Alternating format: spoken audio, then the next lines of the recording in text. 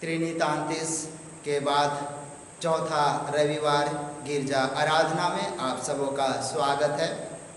और इस समय हम अपने पवित्र गिरजा आराधना को आरंभ करने से पहले एक स्पेशल गीत गाएंगे और ये कोयर दलों की अगुवाई में सुनेंगे।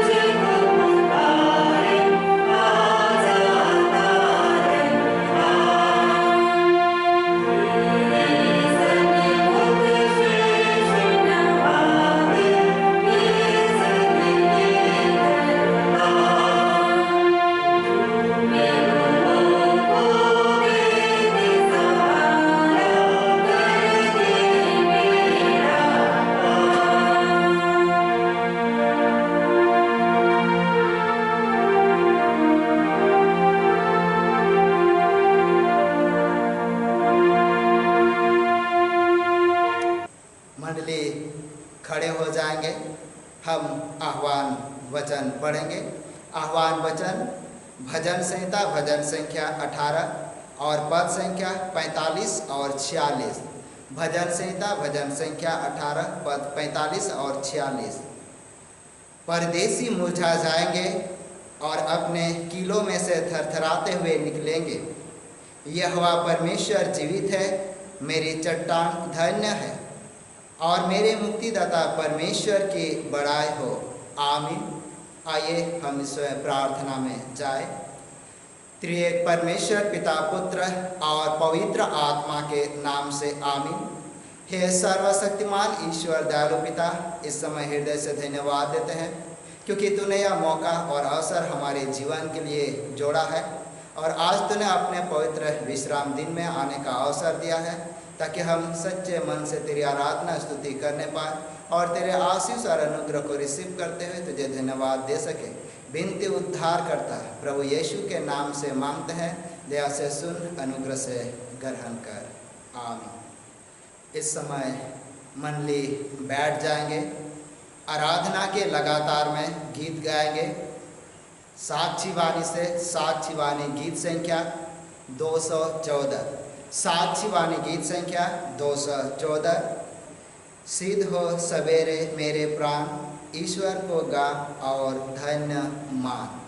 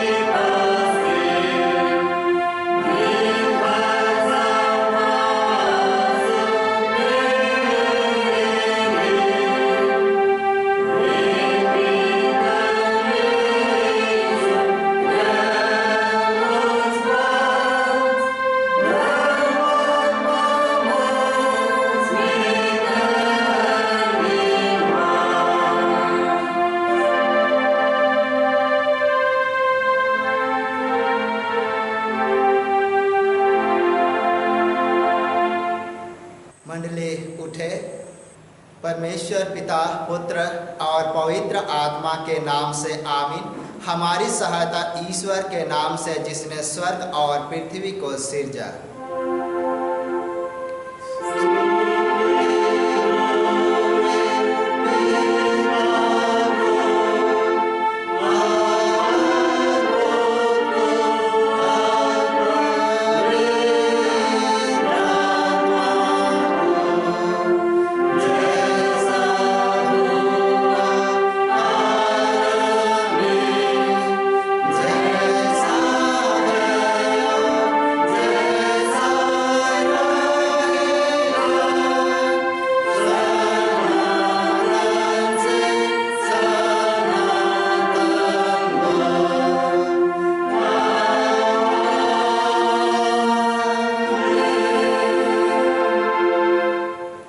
हम ईश्वर के सामने अपने पापों को दीनता से मान ले।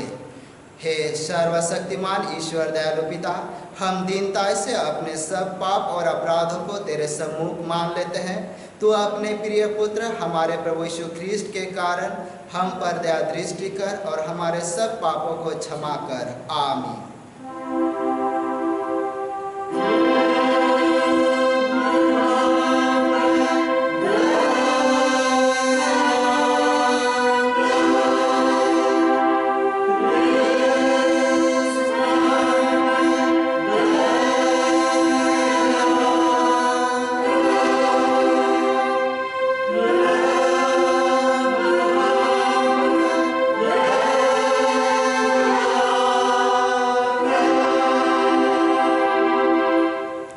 शांति वचन सुने।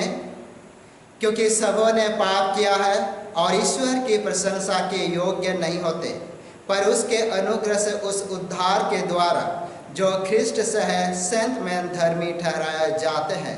रोमी 3:23-24। आमीन।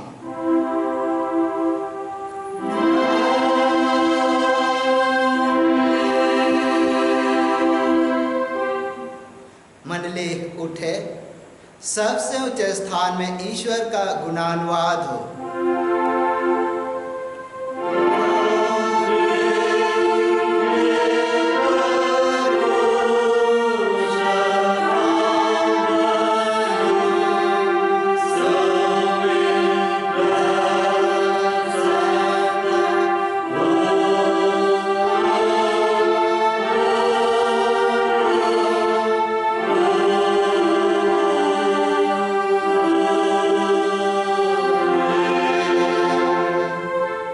प्रभु आप सबों के संग होए।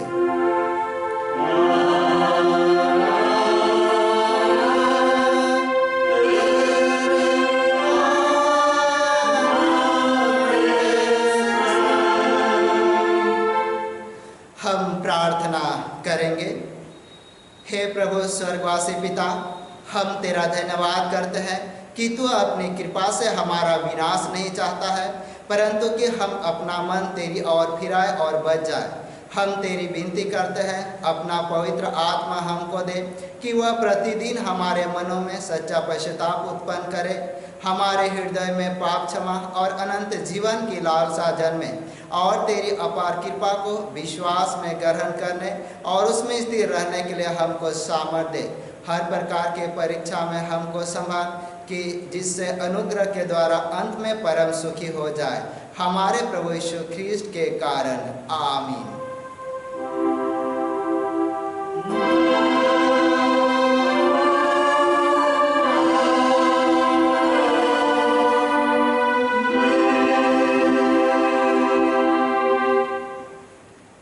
इस समय पहला पाठ वचन पढ़ेंगे। पहला पाठ वचन प्रेरितों के कामों का वर्णन, अध्याय संख्या 4 और पद संख्या 1 से लेकर 12 तक। प्रेरितों के कामों का वर्णन, अध्याय 4 पद 1 से लेकर 12। यहाँ पर परमेश्वर का जीवित वचन यूँ लिखा हुआ है। जब वे लोग यह कह ही रहे थे तो याजक और मंदिर के सरदार और सदूकी उन पर चढ़ आए, क्योंकि वे बहुत क्रोधित हुए कि वे लोगों को सिखाते थे और यीशु का उदाहरण दे देकर मरे हुओं के जी उठने का प्रचार करते थे। उन्होंने उन्हें पकड़कर दूसरे दिन तक हवालात में रखा, क्योंकि संध्या हो गई थी। परंतु वचन के सुनाने वालों में से बहुतों ने विश्वास किया और उनकी गिनती 5000 पुरुषों के लगभग हो गई। दूसरा दिन ऐसा हुआ कि उनके सरदार और पुरनिये और शास्त्री और महायाजक हन्ना और कैफा और यूहन्ना और सिकंदर और जितने महायाजक के घराने के थे, सब यरूशलेम में इकट्ठे हुए। वे उन्हें बीच में खड़ा करके पूछने लगे कि तुम यह काम किस सामर्थ से और किस नाम से किया है। तब पतरस ने पवित्र आत्मा से परिपूर्ण होकर उनसे कहा, हे लोगों के सरदारों और पुरनियों, इस दुर्बल मनुष्य के साथ जो भलाई की गई है, यदि आज हमसे उसके विषय में पूछताछ की जाती है कि वह कैसे अच्छा हुआ, तो तुम सब और सारे इजरायली लोग जान लो कि यीशु मसीह नासरी के नाम से, जिसे तुमने क्रूस पर चढ़ाया और परमेश्वर ने मरे हुओं में से जिलाया, यह मनुष्य तुम्हारे सामने भला चंगा खड़ा है।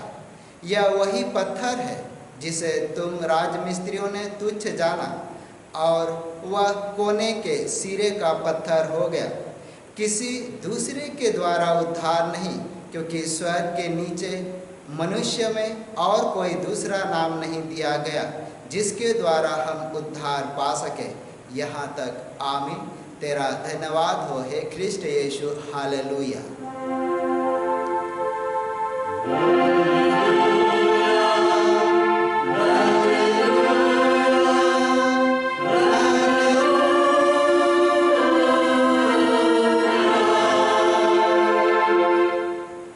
अब हम समस्त ख्रिस्टानी कलीसिया के संग मिलकर अपना महापवित्र विश्वास वचन मान लेकर यों कहे, मैं विश्वास करता हूँ परमेश्वर पिता पर, जो स्वर्ग और पृथ्वी का सर्वशक्तिमान सृजनहार है, और उसके इकलौते पुत्र अपने प्रभु यीशु ख्रीस्त पर, जो पवित्र आत्मा से गर्भ में आया, कुंवारी मरियम से उत्पन्न हुआ, पंतुस पिलातुस के आज्ञा से दुख उठाया, क्रूस पर चढ़ाया गया, मर गया और गड़ा गया, पाताल में उतरा, तीसरे दिन मृतकों में से जी उठा, स्वर्ग पर चढ़ गया और परमेश्वर सर्वशक्तिमान पिता के दाहिने हाथ बैठा है, जहाँ से वह जीवितों और मृतों का विचार करने को फिर आएगा। मैं विश्वास करता हूँ पवित्र आत्मा पर, एक ही पवित्र ख्रिस्टानी कलीसिया, पवित्रों की संगत पर, पापों की क्षमा दे के जी उठने और अनंत जीवन पर। आमीन।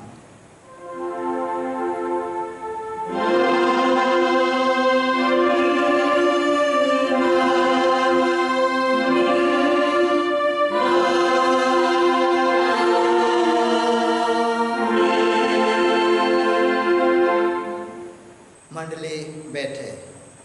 आराधना के लगातार में दूसरी गीत गाएंगे साक्षी वाणी से। साक्षी वाणी गीत संख्या 124। साक्षी वाणी गीत संख्या 124। जांच मुझे जांच तू हे ईश्वर, और मेरे मन को छान।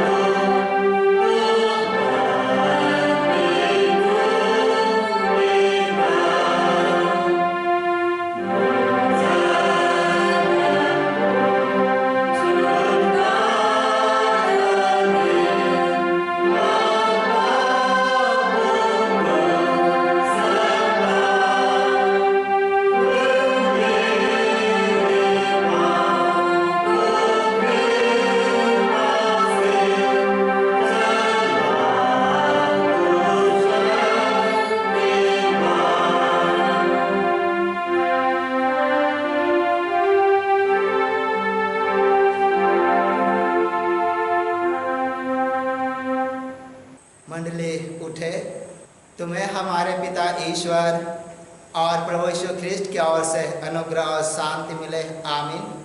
आइए वचन में जाने से पहले अपने मनों को तैयार करें। हे त्रिएक परमेश्वर पिता, पुत्र और पवित्र आत्मा के नाम से आमीन। हे सर्वशक्तिमान सृजनहार ईश्वर दयालु, इस समय हृदय से धन्यवाद देते हैं क्योंकि तूने जीवितों के बीच में हम सभी को भला चंगा और स्वस्थ जीवन दिया है। और इस समय धन्यवाद देते हैं क्योंकि यह सुंदर मौका तूने हमारे जीवन को दिया है कि हम तेरे पवित्र वचन के द्वारा आत्मिक उन्नति कर सके और तुझे हृदय से धन्यवाद दे सके। और सचमुच में यह आज जो वचन तेरे पवित्र नाम से रखा जाएगा, इस पर तो अपने आशीष और अनुग्रह उठे। विनती उद्धार करता प्रभु यीशु के नाम से मांगते हैं, दया से सुन, अनुग्रह से ग्रहण कर, आमीन। और इस समय हम आगे उपदेश के निमित्त पवित्र वचन पढ़ेंगे।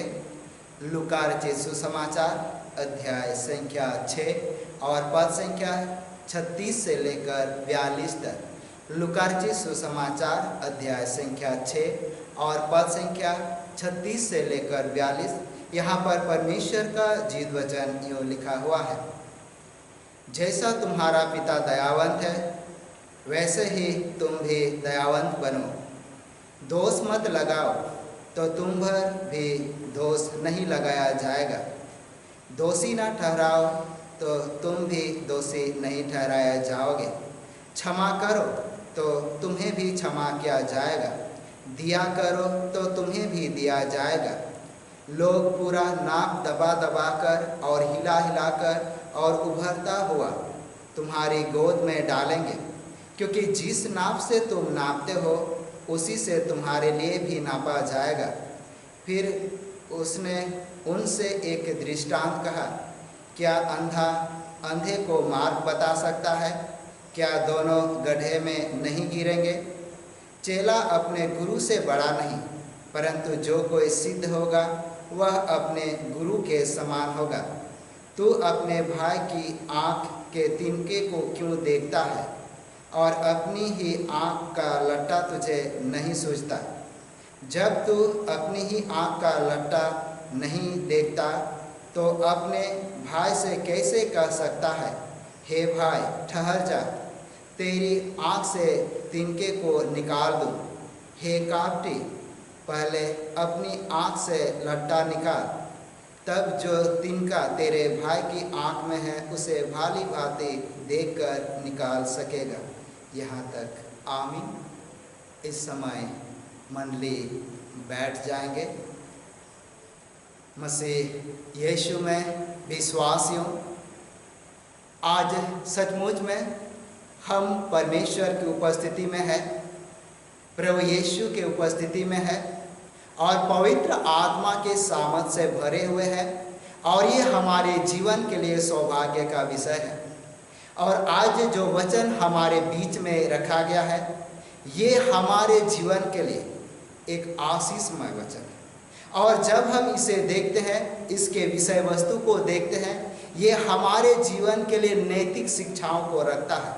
और ये जो आज का पवित्र वचन है, ये नैतिक शिक्षाओं पर आधारित है और ये हमारे जीवन के लिए सर्वोत्तम और ग्रहण योग्य वचन है, जो हमें जीने के नियम को सिखाता है। और जब हम इस वचन को पढ़ते हैं और जब हम इस वचन को अपने जीवन के लिए आत्मसात करना चाहते हैं, तो हम देखें कि प्रभु यीशु बड़े सरल और सकारात्मक रूप से वो हमारे बीच में रखना चाहता है। अपने लोगों के बीच में उन्होंने रखा ताकि लोगों को वचन के भेद और गहराई समझ सके। और जब वो इन बातों को समझते हैं तो वो अपने जीवन में आशीष को प्राप्त करते हैं और उनका जीवन है मंगलमय हो जाता है, आशीषमय हो जाता है। और इसीलिए जब यहाँ ये वचन पढ़ा गया, ये जो पूरा वचन को जब हम पढ़ेंगे, इसमें हम लोग गोल्डन रूल यानी पहाड़ी उपदेश से भी अगर हम लोग इसे जोड़ के देखेंगे तो उसका एक अंश के रूप में हम लोग देख सकते हैं आज के पवित्र वचन में। और इसमें एक सुंदर गोल्डन रूल है जो जीवन जीने का व्यवहार है, यानी एक आचरण है। और जो इसको फॉलो करते हुए आगे बढ़ते हैं तो उनके जीवन में केवल परमेश्वर अपने आशीष और अनुग्रह ही उड़लता है। और इसीलिए जब आज हम लूका रचित सुसमाचार के अनुसार लूका रचित सुसमाचार अध्याय संख्या 6 और पद संख्या 36 से लेकर 42 तक जब पढ़ते हैं और इनका अध्ययन करते हैं, इनका मनन करते हैं, तो कुछ विशेष बातों को हम यहाँ देख पाएंगे। और ये विशेष बातें हैं कि प्रभु यीशु एक सकारात्मक एवं सफल रणनीति अपने चेलों के जीवन के पास रखता है। और जब हम इन वचन को गहराई से समझेंगे, जब हम इन वचन को विस्तार पूर्वक समझने का प्रयास करेंगे, तो हमें इसका बैकग्राउंड, इसका पृष्ठभूमि को जानना बहुत ही आवश्यक है। और जब हम इसे जान जाते तो वचन को हम आसानी से समझ लेंगे। और यहाँ जो परमेश्वर के राज की विशेष बातों को जब हम इस वचन के माध्यम से देखेंगे तो उनके भेद को हम समझ सकेंगे। क्योंकि यहाँ जो वचन रखा गया है, ये उस समय रखा गया है प्रभु यीशु परमेश्वर के विशेष योजना को पूरा करना चाहता था। और जब प्रभु यीशु परमेश्वर के योजना को पूरा करने के निमित्त वो चेले को चुनना चाहता था, चेले को नियुक्त करना चाहता था। और इन सारे कामों को करने से पहले अगर हम पढ़ेंगे तो लूका रचित सुसमाचार अध्याय संख्या 6 और पद संख्या 12 से लेकर आगे 18 तक, तो यहाँ पर वचन में पढ़ेंगे और देखेंगे कि प्रभु यीशु पहले पहाड़ पर जाता है, अपने गांव के नज़दीकी पहाड़ पर जाता है और वहाँ प्रार्थना करता है और रात भर प्रार्थना करता है। और प्रार्थना के बाद जब दूसरा दिन होता है तो वो अपने अनुयायी को बुला लेता है और उनमें से और अपने चेले को चुन लेता है, जिसको अगर हम लोग वचन पढ़ेंगे तो यहाँ परमेश्वर का जीवित वचन यूँ लिखा हुआ है। लूका रचित सुसमाचार अध्याय संख्या 6 और पद संख्या 12 से आगे यहाँ वचन यूँ कहता है, उन दिनों में वह पहाड़ पर प्रार्थना करने गया और परमेश्वर से प्रार्थना में सारी रात बिताई। जब दिन हुआ तो उसने अपने चेले को बुलाकर उनमें से 12 चुन लिए और उनको प्रेरित कहा। यहाँ एक विशेष योजना है कि यीशु प्रभु अपने चेले को चुनने से पहले प्रार्थना करता है, प्रार्थना के द्वारा परमेश्वर से अगुवाई प्राप्त करता है और अपने चेले को चुन लेता है। और चेले को चुन लेने के बाद उन्होंने उसे प्रेरित कहा। और इसके बाद जब वचन में आगे पढ़ेंगे, जिसको लूका रचित सुसमाचार अध्याय संख्या 6 और पद संख्या 17 से आगे पढ़ेंगे, उनको चुन लेने के बाद उन्होंने आश्चर्यकर काम किया। उन्होंने बीमारियों को चंगा किया और ये इसलिए चंगा किया ताकि चेले उसके सामर्थ को पहचान सके।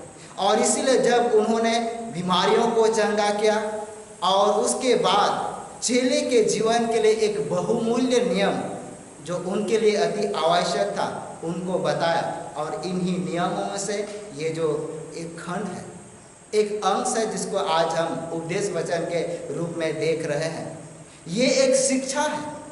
यहूदी लोग भी इस शिक्षा को अपने जीवन में लागू करते थे, साथ ही साथ यूनानी दार्शनिक भी इन शिक्षाओं को अपने जीवन में लागू करते हैं। साथ ही साथ स्तोइकी मत के लोग भी, मठ वाले भी इन वचन को फॉलो करते थे ताकि इनके जीवन में किसी प्रकार का अशांति या किसी प्रकार का दुर्व्यवहार ना हो। और इसीलिए यहाँ पर सिलसिलेवार प्रभु यीशु अपने चेले को यह शिक्षा देता है, उनके जीवन को यह बहुमूल्य और अनमोल शिक्षा देता है। और यहाँ पर आज जो विशेष अगर बात को हम पढ़ते हैं, जिसमें दोष ना लगाओ, और ये एक महत्वपूर्ण हिस्सा है, क्योंकि मानव जीवन में जब हम आज इन्हीं चीज़ पर आधारित बातचीत करते हैं तो हम देख पाए कि मानव जीवन कई प्रकार के चीज़ों से उलझा हुआ रहता है और लोग कभी कभी अपने आप में खो जाते हैं और वो केवल अपने जीवन की भलाई और दूसरे की उन्नति के विषय में नहीं सोच पाते। परंतु यहाँ प्रभु यीशु इन्हीं बातों को बहुत स्पष्ट तरीका से रखता है। परंतु जब हम इन वचन को पढ़ें और इस वचन को पढ़ने के बाद हम और आप समझ सकते हैं और सोच सकते हैं कि ये एक असंभव बात है, ये एक असंभव विषय वस्तु और शिक्षा है। परंतु जब हम गहराई से प्रभु में आते हैं तो ये असंभव बात नहीं है। और इसीलिए हम असंभव कहना चाहते हैं, क्योंकि यहाँ वचन जिसको हम लूका रचित सुसमाचार अध्याय संख्या 6 और पद संख्या 27 में वचन कहता है, परंतु मैं तुम सुनने वालों से कहता हूँ कि अपने शत्रु से प्रेम रखो, जो तुमसे बैर करे उनका भला करो, जो तुम्हें श्राप दे उनको आशीष दो, जो तुम्हारा अपमान करे उनके लिए प्रार्थना करो। ये एक ऐसा वचन है कि मानव जीवन में इनको लागू करना बहुत कठिन लगता है, परंतु जब हम प्रभु में गहराई से खो जाते हैं, या तो वचन में हम लोग खो जाते हैं, तो ये असंभव बात नहीं है, क्योंकि प्रभु यीशु ने अपने जीवन में इन बातों को अपने जीवन चरित्र में दिखा दिया था। और इसीलिए जब हम उसके अनुयायी हैं, हम उसके चेले हैं, हम उसके भक्त जन हैं, तो इस वचन को मानना हमारे लिए अति आवश्यक है। और इसीलिए यहाँ पर गोल्डन रूल रखा गया। गोल्डन रूल यह है, यहाँ पर अगर हम लोग वचन में पढ़ते हुए जाएंगे, आगे वचन में यूँ कहता है, जिसको हम लूका रचित सुसमाचार अध्याय संख्या 6 और पद संख्या 31 में यहाँ वचन कहता है, जैसे तुम चाहते हो कि लोग तुम्हारे साथ करें, तुम भी उसके साथ वैसा ही करो। और यह परमेश्वर का जीत वचन है। हर एक व्यक्ति चाहता है कि उनके जीवन से केवल भलाई ही हो। हर एक व्यक्ति चाहते हैं कि लोग उसे प्रेम करें। हर व्यक्ति चाहता है कि लोग उसका सम्मान करें। हर व्यक्ति चाहता है कि लोग उसका आदर करें। परंतु ये आदर पाना, सम्मान करना, प्रेम पाना अगर हम सभी कोई चाहते हैं, तो परमेश्वर प्रभु कहता है कि हम भी वैसा ही व्यवहार करें। और जब हम ऐसा व्यवहार करते हैं तो हम इन सारे बातों को आसानी से अपने जीवन के लिए अर्जित कर सकते हैं। और ये तो हमें पवित्र वचन ही बताती है।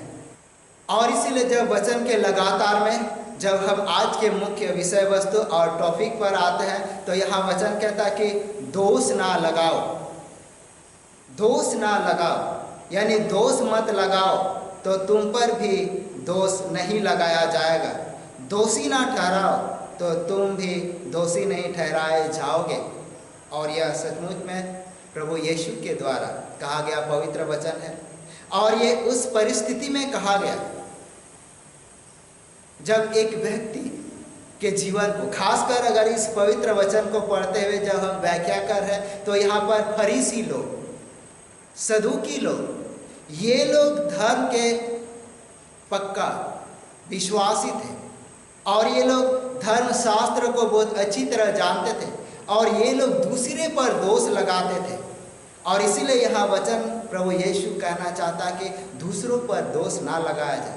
इसीलिए जब इस वचन को हम विशेष रूप से समझने का प्रयास करेंगे, यहाँ हम देख पाएंगे कि मसीही आचरण, यहाँ प्रभु परमेश्वर के वचन के माध्यम से अगर जब हम पढ़ेंगे और सुनेंगे और यहाँ देखेंगे, तो हम समझ सकते हैं कि मसीही आचरण, मसीही आचरण कहने का अर्थ क्या है। मसीही आचरण यानी जब हम परमेश्वर की बातचीत करते हैं, क्योंकि परमेश्वर जिसको हम लोग लूका रचित सुसमाचार अध्याय संख्या 6 और पद संख्या 36 यहाँ वचन कहता है, जैसा तुम्हारा पिता दयावंत है वैसे ही तुम भी दयावंत बनो। और ये एक आचरण है। परमेश्वर पिता दयालु है तो हमें भी दयालु बनना चाहिए। परमेश्वर पिता दयावंत है तो हमें भी दयावंत होना चाहिए। और इसीलिए एक आचरण है, ये मसीही आचरण है, क्योंकि प्रभु यीशु ने भी इस वचन को अपने जीवन में आत्मसात करते हुए आगे बढ़ा है। और इसीलिए आज जब हम इस वचन को अपने जीवन में लागू करना चाहते हैं कि हम भी दयालु बने, और इसीलिए यहाँ पर जब हम उसके अनुयायी हैं तो उसके विचारों को फॉलो करें, उसके पद चिन्हों पर चले, प्रभु यीशु के पद चिन्हों पर चले। और इसीलिए क्षमा करना, माफ करना और उनको साथ देना या तो भलाई करना, ये प्रभु यीशु के साथ होना बहुत ज़रूरी है।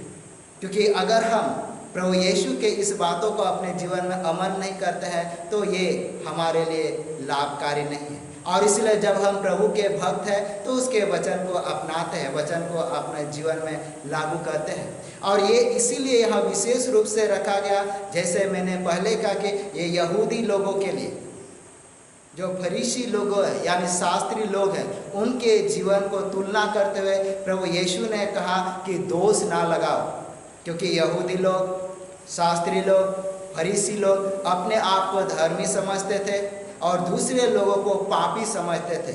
और इसीलिए जब हम लूका रचित सुसमाचार अध्याय संख्या 18 और पद संख्या 11 से आगे में पढ़ेंगे, वहाँ पर एक फरीसी का वर्णन है। और वो फरीसी परमेश्वर के सम्मुख जाकर वो प्रार्थना करता है, वो निवेदन करता है और वो कहता है कि हम तो धन्य व्यक्ति हैं। उन्होंने कहा, लिखा है यहाँ पर परमेश्वर का वचन, हे परमेश्वर, मैं तेरा धन्यवाद करता हूँ कि मैं दूसरे मनुष्य के समान अंधेर करने वाले, अन्यायी और व्यभिचारी नहीं और ना इस चुंगी लेने वाले के समान हूँ। क्योंकि यहाँ ये जो फरीसी है चुंगी लेने वालों को एक पापी की दृष्टि से देखता है, वो अपने जीवन में मूल्यांकन कर लेता, न्याय करता है, जबकि वो चुंगी लेने वाला भी परमेश्वर से प्रार्थना कर रहा है, वो झुककर प्रार्थना कर रहा है। और यहाँ जो फरीसी है ये घमंड से खड़ा होकर प्रार्थना कर रहा है और वो ऐसे प्रार्थना करते हुए वो दूसरे लोगों को पाप के श्रेणी में रखता है, पाप के कैटेगरी में रखता है, अपराध के कैटेगरी में रखता है और स्वयं को अच्छाई में। और यहाँ इसीलिए वचन कहता है कि दोष ना लगाओ। और इसीलिए जब यहाँ आगे वचन में पढ़ेंगे तो वचन कहता है, दिया करो तो तुम्हें भी दिया जाएगा। लोग पूरा नाप दबा दबा कर और हिला हिला कर और उभारता हुआ तुम्हारी गोद में डालेंगे, क्योंकि जिस नाप से तुम नापते हो उसी से तुम्हारे लिए भी नापा जाएगा। और ये परमेश्वर का जीवित वचन सचमुच में यहाँ पर न्याय, अगर हम नाप की बातचीत करें तो ये एक न्याय के विषय वस्तु को देख पाएंगे। अगर हम दूसरे के विषय में वैसे न्याय करते हैं, वैसे बातचीत करते हैं, तो हमारे लिए भी परमेश्वर बिल्कुल ऐसा ही करेगा। और इसीलिए जब हम इन वचनों को आगे समझते हुए जाएंगे, हम समझ सकते हैं कि न्याय ये अंतिम दिन की ओर संकेत करता है, जब हमारा न्याय होगा और हम परमेश्वर के सिंहासन के सम्मुख खड़े होंगे। और परमेश्वर के सिंहासन के सम्मुख खड़े होकर परमेश्वर हमारा न्याय करेगा। और इसीलिए जब हम उसके न्याय सिंहासन के सम्मुख खड़े होंगे, जिसका वर्णन मिलेगा रोमियो के नाम पौलुस प्रेरित की पत्री अध्याय संख्या 14 और पद संख्या 10। यहाँ पर जब वचन पढ़ेंगे वहाँ पर देख पाएंगे कि हर एक व्यक्ति परमेश्वर के न्याय सिंहासन के सम्मुख खड़े होंगे, क्योंकि उनका न्याय होगा। और यहाँ पर अगर वचन में आगे पढ़ते हुए जाएंगे, पहला कुरिन्थ उसका 5:10 में, वहाँ भी देखेंगे जो लोग बचाए गए हैं उनका जो न्याय होगा उनके कर्मों के अनुसार होगा। और जब हमारा कर्म अच्छा रहेगा तो हमारा जो न्याय है वो सही रीति से होकर हम अनंत जीवन की ओर प्रवेश करेंगे।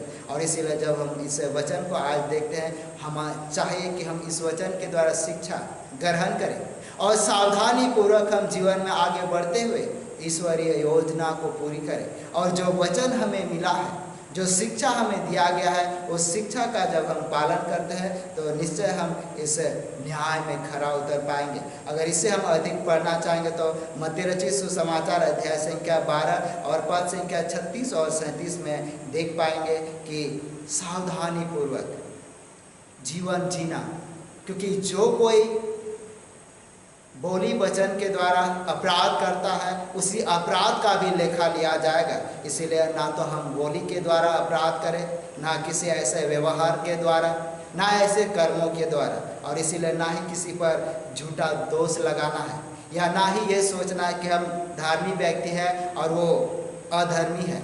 ना ही ऐसे सोचे कि हम अच्छे व्यक्ति हैं और वो बुरे व्यक्ति हैं, क्योंकि मानव यही सोचता है कि हम अच्छे हैं और बाकी बुरे हैं। परंतु यहाँ परमेश्वर न्याय करने के विषय में नहीं कहता, क्योंकि आज भी ऐसे कई लोग हैं, लोग आलोचना करते हैं, लोग चर्चा करते हैं दूसरों के विषय में, यानी चुगली करते हैं।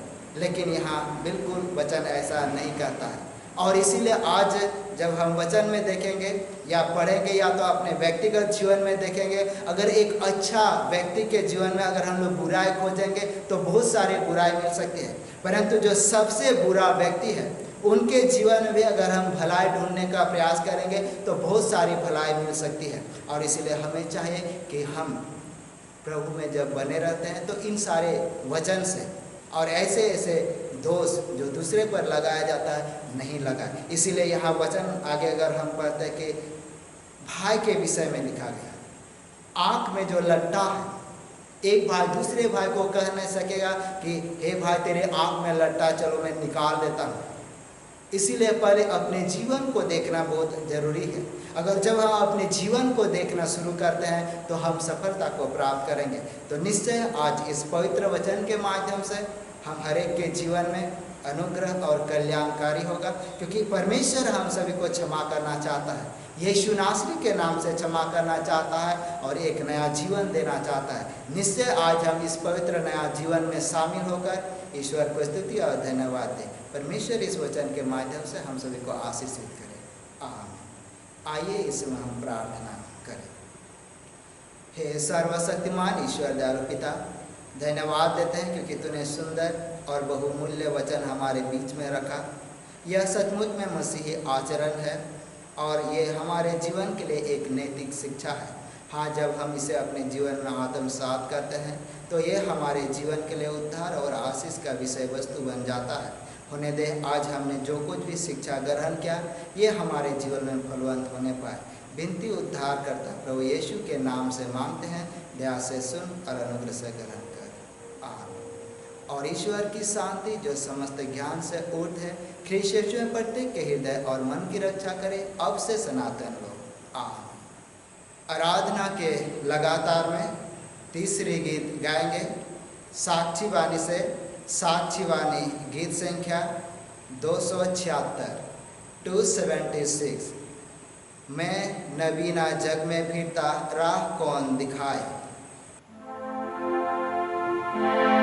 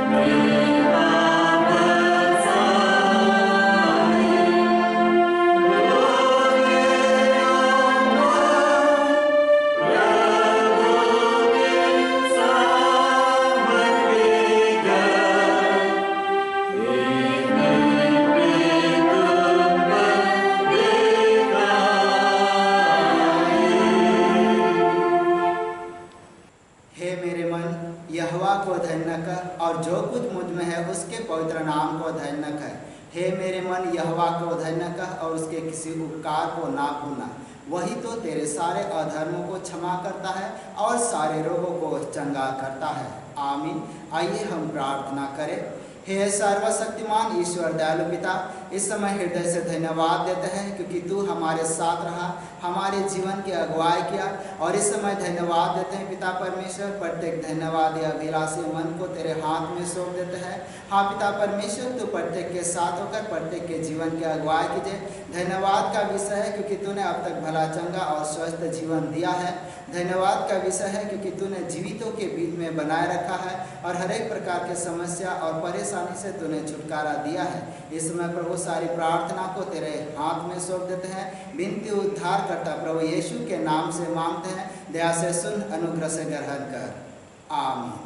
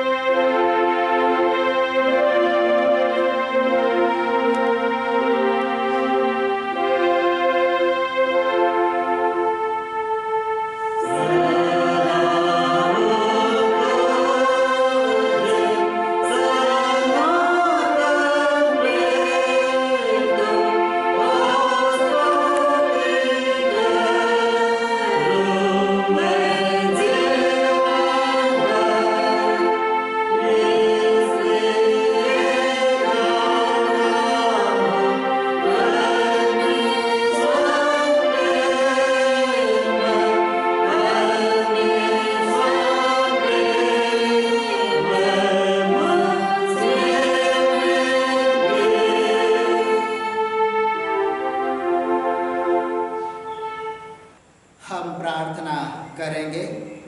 हे प्रभु परमेश्वर सर्ववासी पिता, हम तेरी विनती करते हैं अपनी ख्रिस्तानी कलीसिया और उसके सारे सेवकों की अगुवाई कर कि वे तेरे वचन के निर्मल उपदेश में ठहरे, जिससे सच विश्वास और प्रेम हम में बढ़े और दिखाया जाए। हे प्रभु, भारत रिपब्लिक के हमारे प्रेसिडेंट, इस प्रांत के गवर्नर, राज्य सभा और मंत्रिमंडलों, सब न्याय और हाकिमों और सब राज्य कर्मचारी को आशीष दे और उनकी अगुवाई कर कि वे न्याय और धर्म से देश की सेवा करें और हम कुशल चैन से सारी भक्ति और गंभीरता से काल बिताएं। हमारे कलीसिया, सेंट्रल काउंसिल, डायोसिस काउंसिल और कलीसिया के अन्य मंडली सभाओं को आशीष दे कि वे इस मंडली को तेरे पवित्र इच्छा के अनुसार चलाएं। जगत की लूथरन कलीसिया और देश विदेश के हमारे सभी ख्रिस्ट विश्वासी मित्र को आशीष दे कि हम ख्रिस्तीय प्रेम और सहयोग में आगे बढ़े और जगत में तेरी साक्षी के लिए अधिक सामर्थ पाए। हमारे कलीसिया के सब कामों पर आशीष दे, लड़के लड़कियों की शिक्षा पर आशीष दे कि वे तेरे भय, प्रेम और भरोसा में आगे बढ़ते जाए। कलीसिया के विद्यालयों, शिक्षण, प्रशिक्षण और महाविद्यालय एवं अन्य संस्थाओं को संभाल और उनकी बढ़ती दे और उनके द्वारा कलीसिया के लिए आत्मिक और लौकिक आशीष दे। खेती बाड़ी और हर एक काम उद्यम को सफल कर, जिससे हर कोई सुविवेक से तेरे आगे चले और अपनी जीविका पाए। अपनी कृपा से उन सभी पर दृष्टि कर जो कंगालपन, रोग और नाना प्रकार के सकेती और दुख में है, उनको शांति दे। और इस समय उन सारे लाचार, कंगाल और रोग में पड़े हुए व्यक्ति को भी तेरे हाथ में सौंप देते हैं। यीशु के सामर्थ्य नाम में उनको छू और चंगाए दे और तू उनके साथ होकर जीवन में आगे बढ़ना चाहता है। हाँ प्रभु जी, साथ ही साथ हमारे जितने प्रियजन हैं तो उसके साथ होकर उनके जीवन की अगुवाई कर। साथ ही हमारे कलीसिया के सब भाई बहनों की रक्षा कर जो दूसरे देश में चले गए, वह सब जोखिम और परीक्षा में विश्वासी ठहरे। हम उनके लिए भी तेरी विनती करते हैं जो मंडली से निकाले गए वह उलट हुए हैं, उन पर दया कर कि वे सच्चे पश्चाताप से तेरी ओर फिरे।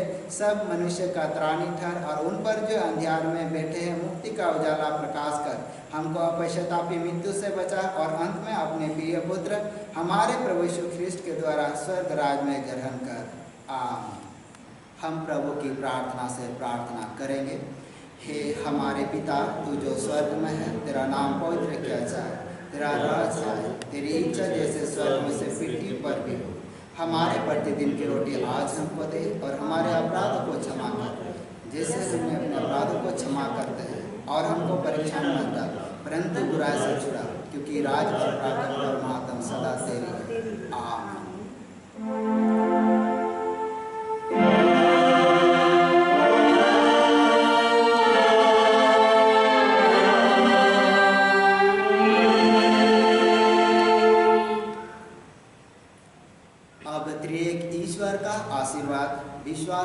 और दिन मन से ग्रहण करें।